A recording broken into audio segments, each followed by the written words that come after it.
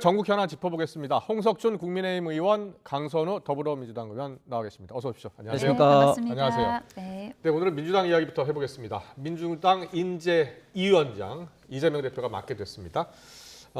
외부 영입, 당내 인사 모두 이재명 대표가 직접 챙기겠다는 겁니까?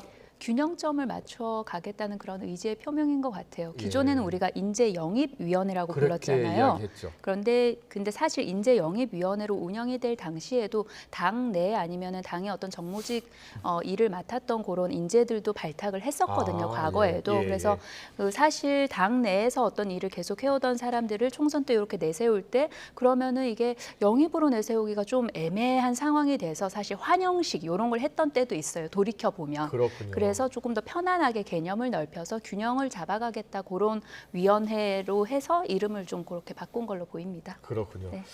그런데 이제 비명계에서요. 비명계에서는 지금 역대 가장 불공정한 공천이 될 것이다.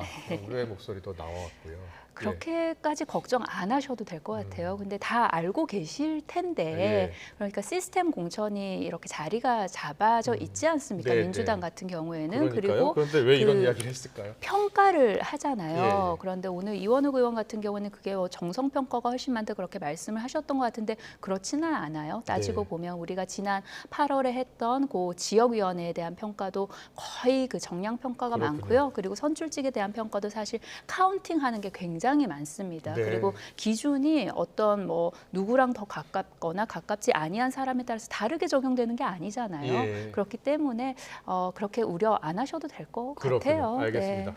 국민의힘 이야기도 좀 들어볼까요? 국민의힘 인재영입위원장 누구죠? 이철규 의원은 임명됐죠. 이철규. 네. 예. 이철규 사무총장이 인재영입위원장을 맡게. 지금 사무총장은 아니고. 예. 그러니까요. 예. 예.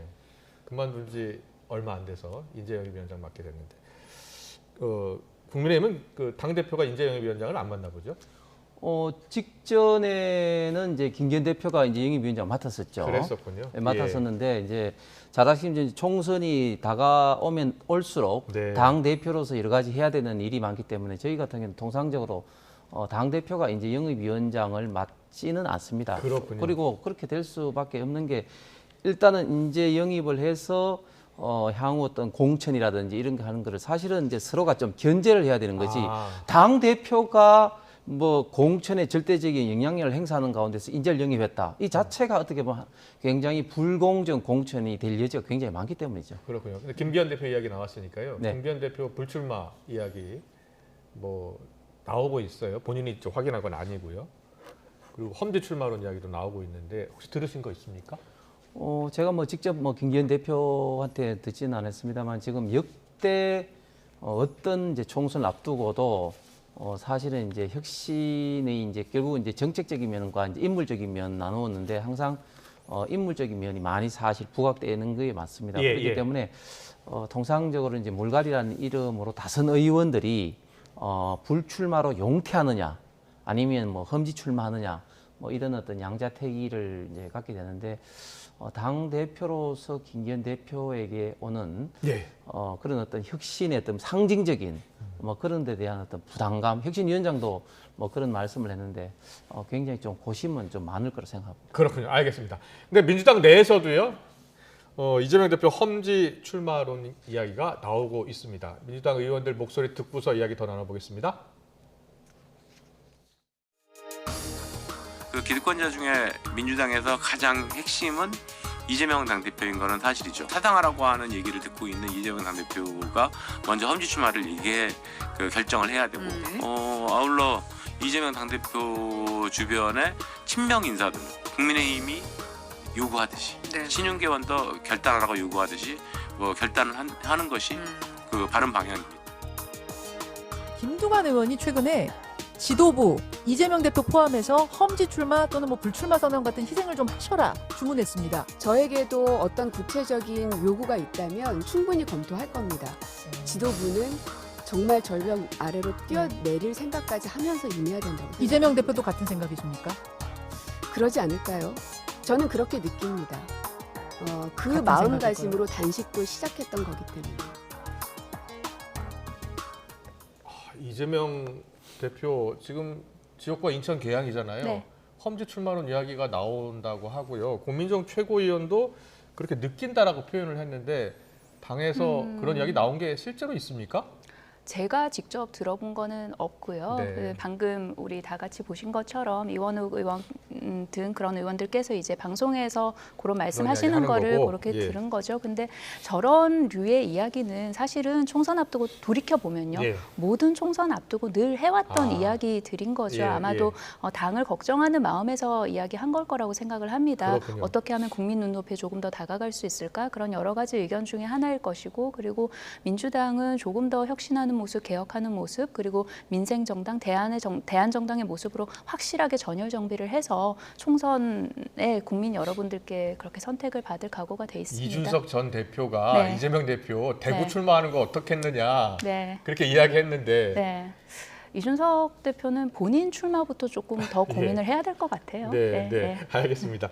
근데 이준석 전 대표 이야기 나왔으니까요. 김기현 대표하고 이제 각을 많이 세우고 있잖아요. 근데 오늘 또 페이스북에 뭐라고 올렸냐면 김기현 대표 나갈 지역구가 없다는 뜻 아니겠느냐, 불출마 이야기 나오는 게 이렇게 또 직격했어요. 저도 공무원 생활하다가 국회에 와 보니까 예, 참 이게 말이라는 게 참 굉장히 좀 무서운데, 우리 이준석 전 대표 같은 경우는 참 영민하고 네. 참 아이디어도 많고 한데, 때로는 이제 말로 인해서 같은 당의 분들에게 너무 많이 조금 상처를 주는 것들이 참 많은 것 같습니다. 최근에 예. 부산에서 이제 인요한 혁신위원장에게 미스터 린턴으로 시작되는 영어 발언으로 네, 해서 네. 이게 뭐 인종차별 아니냐 이 정도로 비판도 받고 했는데, 지금 이런 어떤 말은 김기현 대표 입장으로 봐서나 우리 당의 입장으로 봐서나 굉장히 좀 예의가 없는 부적절한 발언인 것 같습니다. 이준석 전 대표가 오늘 페이스북에 올린 글 중에 시시각각 전 지역 여론조사를 통해서 판세를 분석하고 있다라는 건 맞습니까? 저희 이제 여의도 연구원에서 뭐 시시각각이라는 표현은 좀 과장되지만 뭐 주기적으로 네. 특히 이제 총선이 가까이 오면 올수록 좀 여론조사는 자주 하는 편이죠. 예, 알겠습니다. 민주당 이야기 또 다시 해볼까요? 민주당 오늘 의원총회 있었잖아요. 네. 거의 갔다가 지금 오신 거잖아요. 네. 제가 조금 조금 전에 일찍 저희가 있었습니다. 의총 결과를 또 생중계로 전해드린 바 있는데요. 네. 오늘 의총에서 뭐 방송사법 내일 본회의 때 상정하고 네. 노란봉법도 상정하고 네. 그리고 윤석열 정부 인사 탄핵 추진 이야기도 있었다고 들었거든요. 네. 어떻게 의견들이 모아졌습니까? 제가 전달 받은 바로는요. 제가 예. 조금 일찍 이석을 하는 예, 바람에 그 이동관 방통위원장 탄핵 관련해서는 이견이 별로 없었던 걸로 그래요? 알고 있고요. 그리고 예. 이제 그 회자됐던 그 검사 몇 명에 대해서는 좀 다시 의논을 해보자. 이제 그런 이야기가 있었던 걸로 그런 압니다. 이야기가 나왔군요. 네. 한동훈 장관 이야기는 없었습니까? 네, 한동훈 장관 이야기는 없었던 걸로 압니다. 예. 알겠습니다. 그 민주당에서 이동관 위원장 탄핵 추진을 하려나 봐요. 자, 거기에 대한 어떤 생각? 예.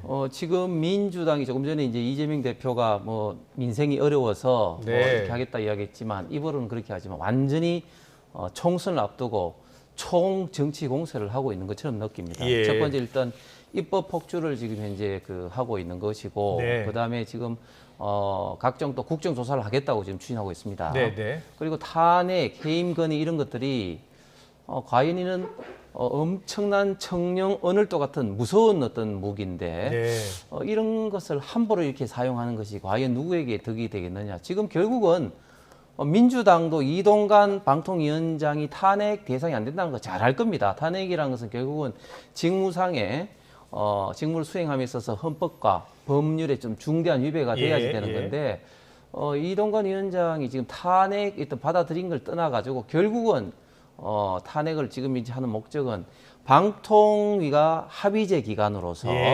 결국은 이제 이동관 위원장이 탄핵 소추가 발의되면 이제 직무가 이제 중단이 되지 않습니까? 그러면 남은 사람은 이상인 방통위 부위원장 한 사람밖에 남지 않으니까 실질적인 방통위의 업무가 중단됩니다. 그런 것을 노리고 하는 다분히 좀 정치적 공세고 정쟁일 수밖에 없다. 네. 그렇게 보고 계신다 이것이죠. 강소연 의원님, 그 이동관 방통위원장 탄핵 추진과 관련해서는 중대한 법률 위반이 없고 정치 공세다라는 국민의힘 주장 들어봤고요. 탄핵이라는 것이 국회에서 이제 그 행정부를 견제할 수 있는 여러 가지 수단 중에 하나인 것인데 네, 기본적으로는 말씀 주셨다시피 그 중대한 법률 또는 헌법의 위반이 있어야 되는 것이죠. 그러면 기본적으로 법률적인 검토가 끝났다는 이야기입니다. 이렇게 예, 추진한다는 예. 것은 법률적인 검토가 끝났고요. 그리고 여러 가지 법률적인 검토가 끝난 이후에는 정무적인 판단을 하는 것이죠. 정당이 정치를 하는 집단인데 당연히 정치적인 의사결정을 하는 거 아니겠습니까? 그리고 특히나 이번 정부 들어서 이태원 참사 누구 하나 책임졌어요? 오송 지하차도 참사 누구 하나 책임졌어요? 그 해병대 사망 사건 누구 하나 책임졌습니까? 이런 상황에서 국무위원 등을 상대로 야당이 견제를 하는 그런 정치적인 행위를 하지 않는다면 오히려 야당이 직무유기인 거죠, 그거는. 네. 그래서 더불어민주당이 함부로 탄핵을 지금 남용하고 있다 그렇게 말씀하시면 안 되는 겁니다. 네, 알겠습니다. 오늘 홍준표 대구시장을 만났죠. 홍준표 시장이 쓴소리를 쏟아냈습니다. 어떤 이야기했는지 듣고 오겠습니다. 이준석 선대위원장 얘기 생각 있습니까? 저는 이제 거기 권한이 거기까지는 없는데 돌아와서 화합을 하면은 우리 이준석 대표가 정책을 꼭 그 정책은 아니더라도 정책을 맡아서 우리를 도와야죠. 들어와야죠. 빨리 합쳐야지 힘을. 다시 만나서 다시 듣고 양보할 건 양보하고 제 얘기는 저로서 첫 단추는 제가 잘 끼웠다. 그 좋은 긍정적인 메시지를 보냈자 좀 기다리기도 하고 계속 노력도 하고 그래야 되지 않겠습니까? 정권을 줬는데 그걸 부정을 하면 혁신을 해쳐야죠. 이준석이 장당하면 김기현의 이준석이 먹잇감입니다. 총선 열심히 해서 과반수 되도록 한번 해보세요. 그렇게 못하면 식물정부 됩니다. 근데 그게 심각한 줄 몰라요. 자기 자리가 우선이니까. 자기가 사는 게 우선이니까. 그런 사람이 제일 먼저 엑소더스를 시작할 거예요. 네, 오늘 홍준표 대구시장이 여러 이야기 많이 했고요. 그중에 저희가 일부를 전해드렸고 이뇨한 혁신위원장 또 라디오 인터뷰에서 이준석 전 대표가 만약 당에 돌아오면 내년 총선에서 중책을 맡기겠다는 이야기까지 했습니다. 자, 먼저 이준석 전 대표 일단 홍준표 시장은 돌아오기 어렵다 이렇게 보고 있나 봐요? 예, 홍준표 시장 입장에서는 저렇게 말씀을 하시지만 제가 볼 때는 이준석 그 전 대표 같은 경우는 예. 결국은 물 밑에 지금 계속해서 협상을 당이 요구하고 있다고 봅니다. 아, 그래요? 예. 예. 한 2달 전까지만 하더라도 이준석 대표의 어떤 워딩이라든지 행동은 공천을 안 주면 내가 무소속으로도 대구라든지 어디든지 나갈 수 있다. 이런 네. 어떤 이야기를 했는데 예. 강서구청장 보궐선거 패배 이후에는 본인의 좀 정치적인 어떤 영향력, 역할이 좀 더 커지게 되니까 예. 자연스럽게 이제 좀 더 많은 것을 좀 요구를 하고 더 나아가서는 또 신당 창당의 그런 어떤 발언을 지금 하고 있습니다. 네. 그 이면에는 사실은 나에게 뭔가 좀 관심을 좀 더 가져달라는 그런 어떤 것이겠죠. 부부가 사이가 안 좋으면 헤어질 때 날짜를 딱 정하고 헤어집니까? 네. 그렇기 때문에 지금 12월 27일 본인이 정치 입문한 12주년 이렇게 하면서 마치 그 시기를 결행할처럼 보였는데 결국은 현재까지는 이준석 대표가 좀 당에 좀 뭔가 좀 더 관심을 가져달라는 이런 것 때문에 네. 지금 현재 떠나가지도 않았지만 네. 당을 지금 떠나가지도 않았지만 돌아온다 그런 저는 현재까지는 같이 내년 총선할 가능성이 훨씬 더 크다고 봅니다. 아, 그래요? 돌아올 것으로 보시는 거예요? 그러니까 지금 현재 당을 떠나지도 않았죠. 예. 홍 시장 같은 경우에는 오늘 이준석 전 대표가 돌아가지 않을 것이다라고 보고 있고 만약에 당을 만들면 비례당 만들어도 10석 정도는 차지하지 않겠느냐. 그러면 과반 의석이 어려울 수 있고 그러면 식물정당이 될 수 있다. 식물정권이 될 수 있다. 이런 비판까지 하더라고요. 예, 그 말씀은 맞는 말씀이에요. 지금 이제 민주당의 행태를 보시면은 지금 각종 어떤 해임건의 탄핵 국정조사를 해서 사실상의 어떤 정상적인 수행을 엄청나게 지금 방해를 하고 발목을 지금 잡고 있습니다. 그런 측면에서 저희가 과반을 못하면은 식물정부가 될 수 있다. 이런 홍준표 시장의 그 경고는 상당히 맞는 말이고 그리고 결국 앞으로 이준석 대표를 비롯해서 제3당이라든지 이런 게 두 가지가 크게 좌우된다 보면 첫 번째 어떻게요? 정계 협상입니다. 만약에 지금 뭐 이런 식으로 이제 간다든지 뭐 이렇게 하면은 결국은 이제 그 연동형 비례대표 하에서는 비례정당의 어떤 가능성이 굉장히 커집니다. 예. 그렇기 때문에 지금 그저께 양양자 의원과 몇 분들이 이제 소통관의 기자회견하면서 위성정당 방지법을 발의하겠다고 네, 이제 이야기를 네. 했습니다. 그렇게 이제 선거 제도가 어떻게 되느냐 했던 때도 굉장히 많이 이제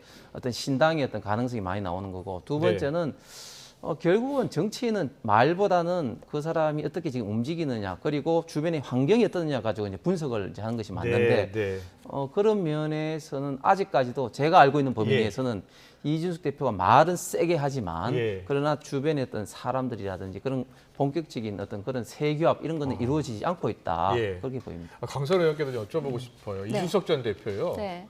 어떤 선택을 할 것이라고 보세요? 근데 저렇게까지 얘기를 해놓고서 이준석 대표가 지금 신당을 창당을 안 한다는 게 더 말이 안 되지 않아요? 저렇게까지 이야기를 했는데 저는 신당을 창당한 이후에 그 신당으로 총선까지 갈지는 잘은 모르겠어요. 신당을 창당을 한 이후에 나중에 궁극적으로는 국민의힘과 합칠 수도 있겠죠. 앞서 고민정 의원도 그 이야기 하던데요? 네, 그 가능성이 아주 배제된 거는 아니라고 생각을 하는데 그런데 또 한편으로는 이준석 전 대표가 지난 대선 때도 그렇게 비슷한 행보를 했었잖아요. 근데 그 이후에 소위 뒤통수를 맞지 않았습니까? 그래서 한 번 속으면은 속인 사람이 잘못한 거지만 두 번 속으면 속은 사람의 잘못이거든요. 그래서 그렇군요. 이준석 대표도 그걸 모르진 않을 거고요. 그리고 우리 홍 의원님 말씀 중에 그 지금 민주당의 행태를 보면 윤석열 정부의 국정 수행을 하는 데 있어서 굉장히 뭐 마비를 시키고 발목을 잡는다고 하셨는데요. 근데 윤석열 정부가 그렇게도 하고 싶어 하는 교육개혁, 연금개혁, 노동개혁, 민주당이 무슨 발목을 잡았습니까? 전부 다 윤석열 정부 스스로 넘어진 거 아니겠습니까?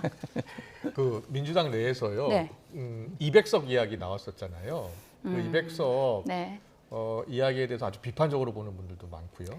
저는 이런 숫자 자체가 언급되는 게 바람직하지 않다고 생각을 합니다. 대한 정당으로서 그리고 정말 능력 있는 정당으로서 국민 여러분들께서 민주당에게 다시 한번 기회를 줘야겠다라는 마음이 드실 때까지 우리가 축척의 시간을 가져야 되는 것이지 우리 스스로 우리 입에서 특정 숫자, 그 숫자가 무엇이든지 간에요. 특정 숫자가 나오는 것은 저는 굉장히 부적절하다고 봅니다.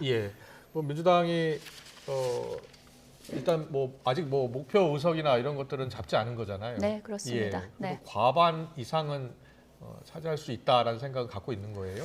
강서구청장 보궐선거 결과로 저희 민주당이 느낀 것은 정말로 민심이 무섭다는 거였어요. 그러니까 저희가 서울선거 같은 경우에는 4.7 재보궐, 대선, 그다음에 지방선거 참패하지 않았습니까? 그런데 강서구청장 재보궐에서는 굉장히 큰 격차로 승리를 했어요. 17%포인트 이상 차 났죠. 네, 그런데 그 큰 격차가 그렇게 승리의 마음을 주신 그 마음들이 반대로 돌아서는 것도 한순간이다라는 것을 정말로 무겁게 느끼고 있거든요. 그래서 어떤 뭐 목표 의석이라든지 특정 숫자라든지 그런 것은 당에서 전혀 이야기하고 있지 않습니다. 그렇군요. 홍 시장이 그 총선 과반 못하면 윤석열 정권 식물 정권 된다 이런 오늘 비판을 했거든요. 여기에 대한 생각은요? 그럴 가능성이나 뭐 걱정이 당연히 여당 입장에서는 있는 것이겠죠. 그래서 지금 현재 여당도 여러 가지로 인유한 혁신위원장이라든지 뭐 개혁을 하려고 하는 것 아니겠습니까?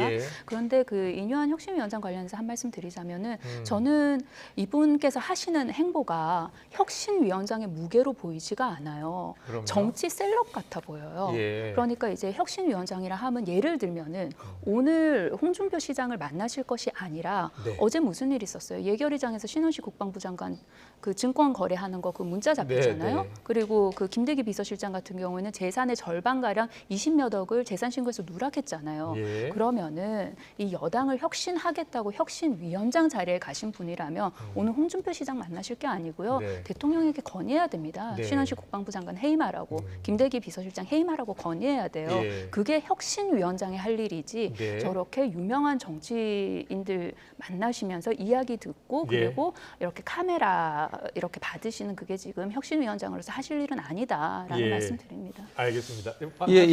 지금 민주당은 인유한 혁신위원장이라든지 특히 저희가 그 뉴시티, 메가시티라든지 공유도라든지 정책 드라이브를 그런 데서 상당히 좀 부러워하기도 하고 특히 인유한 위원장에 대해서는 민주당의 이례경 그전 김은경 네. 핵심위원장과 비교해서 너무 지금 이제 여러 가지로 의미 있는 행보를 하시니까 네. 굉장히 좀 많이 부러워하실 것 같습니다. 예. 알겠습니다. 이런 가운데요. 윤석열 대통령, 박근혜 전 대통령을 12일 만에 다시 만났습니다. 대구 경북 보수층 민심 다지기에 나섰다는 해석이 계속 나오고 있는데요. 거기에 대한 생각은 어떠세요?